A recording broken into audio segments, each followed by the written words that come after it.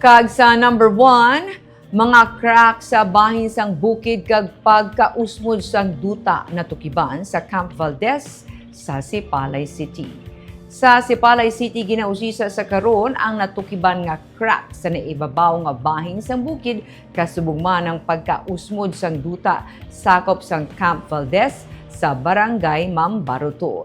Ginkordo na sang syudad ang area para sa public safety. Sunod kay Junilo Bongtae, ang Disaster Risk Reduction Management Coordinator, mga personnel sa Department of Public Works and Highways nga nagapaninlo sa drainage canal sa atong nagligad nga adlaw ang nakatukib matapos nga matalupang nila nga natampukan na sang duta ang amo nga kanal. Sunod kay Bugtae, sa report sa surveying team, mga 80 meters ang kalabaon sang collapsed area.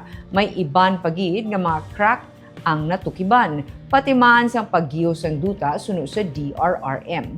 Nagbutang na sila sa markings agud to mapatod kung naga-progress o kung padayon ang pag-usmod.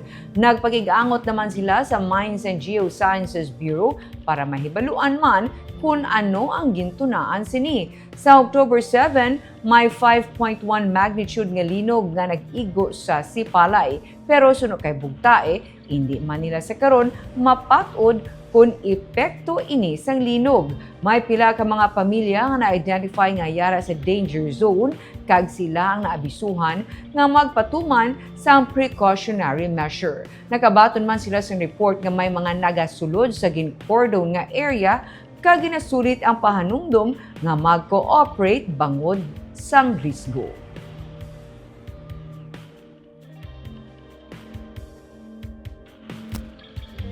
Actually, ang dala na pasabol lang na siya, pasabol pa lang. Ang ato na naginano nga kung mag-buo ang ulan, so may tendency siya nga tungod yung kadako na sang crack, kaglapit lang siya sa dala naton, so may tendency nga ina nga porsyon i-erode niya kag may tendency nga idalo niya sa sa aton nga highway, no? So ang gwa na da isa mo lang ng aton nga lifeline access road naton sa aton nga national highway going to Hinubaan in the southern part.